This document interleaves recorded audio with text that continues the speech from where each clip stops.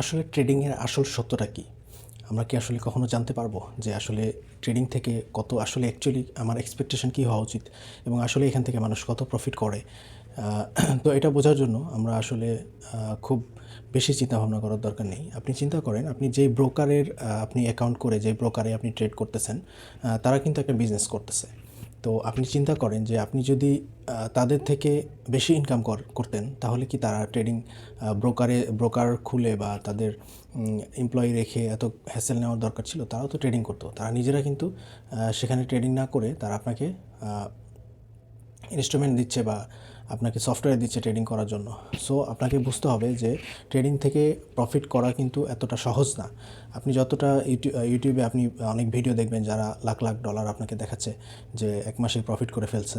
তো এটা আসলে কতটুকু সত্য? এটা কিন্তু আপনাকে তারা পুরো সিনারিওটা দেখাচ্ছে না বা প্রফিটগুলো দেখাচ্ছে, লসগুলো আপনাকে দেখাচ্ছে না। ইন দ্য লং রান আসলে কতটুকু প্রফিট করা যায় সেটা প্র্যাকটিক্যালি আপনি যদি যারা ওয়ার্ল্ডের টপ ট্রেডার তাদের সাথে কম্পেয়ার করেন তাহলে আপনি বুঝে যাবেন।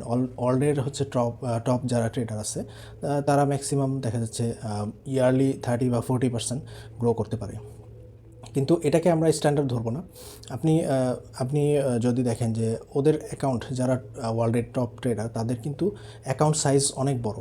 তো অ্যাকাউন্ট সাইজের ওপরে কিন্তু আপনার গ্রোথ পার্সেন্টেজটা অনেকাংশে ডিপেন্ড করে। কারণ আপনি যখন 1 লাখ টাকা দিয়ে ট্রেডিং করবেন আর যে 10 কোটি টাকা দিয়ে ট্রেডিং করবে তার কিন্তু রিস্ক নেওয়ার যে ক্যাপাসিটি তারটা কিন্তু অনেক কম থাকবে আপনার তুলনায়।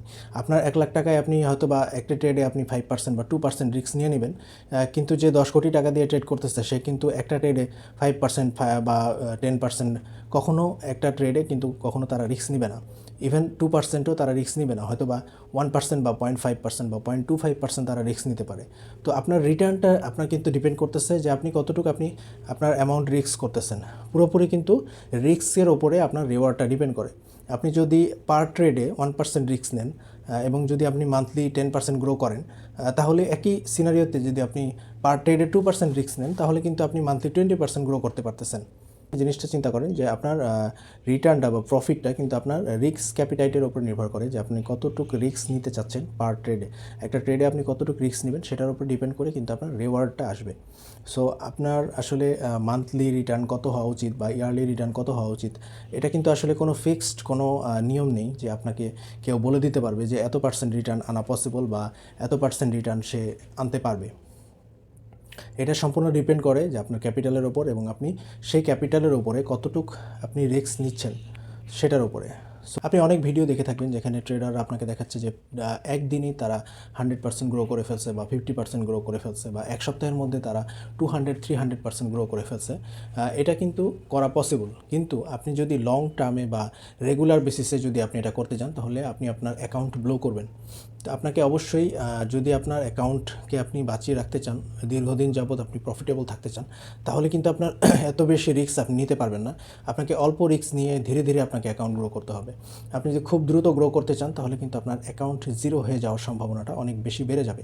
তো আপনি চিন্তা করেন যারা হচ্ছে নিজেরা 500% বা 5 গুণ 10 গুণ করে ফেলতেছে অ্যাকাউন্ট এক মাসের মধ্যে, তো ওরা যদি আপনার 5 গুণ 10 গুণ করতে পারে তাহলে আপনি তাদের ভিডিও দেখে বা তাদের কাছ থেকে শিখে কেন আপনি সেটা করতে পারতেছেন না? কারণ কারণ হচ্ছে তারা আপনাকে আসল তথ্যটা হাইড করতেছে। তারা হচ্ছে আপনাকে দেখাচ্ছে যে 500%, 1000% গ্রো করে ফেলছে, বাট আপনার যে এই গ্রো করতে গিয়ে যে তারা কতবার অ্যাকাউন্ট ব্লো করছে সেটা কিন্তু আপনাকে বলতেছে না। সেই প্রফিটটা করার জন্য তারা কিন্তু কয়েকবার হয়তো বা অ্যাকাউন্ট ব্লো করার পরে তারা সেই একটা মানে অনেকগুলো ট্রায়াল করার পরে তারা একটা ইয়াতে গিয়ে সেই গোলটা অ্যাচিভ করতে পারছে, সেটা কিন্তু আপনাকে তারা শো অফ করতেছে বা সেটাই আপনাকে দেখাচ্ছে এবং সেটা দেখেই আপনি মোটিভেটেড হয়ে যাচ্ছেন এবং ট্রেডিংয়ের সম্পর্কে আপনার ধারণাটা ভুল হচ্ছে, মানে আপনার ভেতরে ভুল ধারণার সৃষ্টি হচ্ছে। সো আপনাকে খুবই সজাগ থাকতে হবে যে ট্রেডিং থেকে যদি এত সহজে ইনকাম করা যেত তাহলে পৃথিবীতে এত বড় বড় ব্যবসায়িক বা এত বড় বড় হচ্ছে সফটওয়্যার কোম্পানি এত কিছু কিন্তু তৈরি হতো না।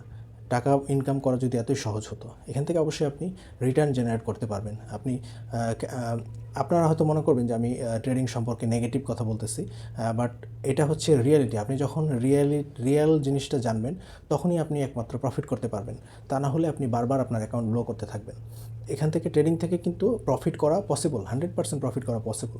আপনি দেখেন, যদি আপনি ব্যাংকে টাকা রাখেন, আপনি বছরে বসে বসেই আপনি কিন্তু 8% রিটার্ন আপনি পাবেন, 8 থেকে 10% আপনি বসে বসেই রিটার্ন জেনারেট করতে পারবেন উইদাউট এনি রিস্ক। আপনার কোনো রিস্কই নেই। আপনি ব্যাংকে টাকা রাখবেন, 8 থেকে 10% আপনার রিটার্ন আসবে।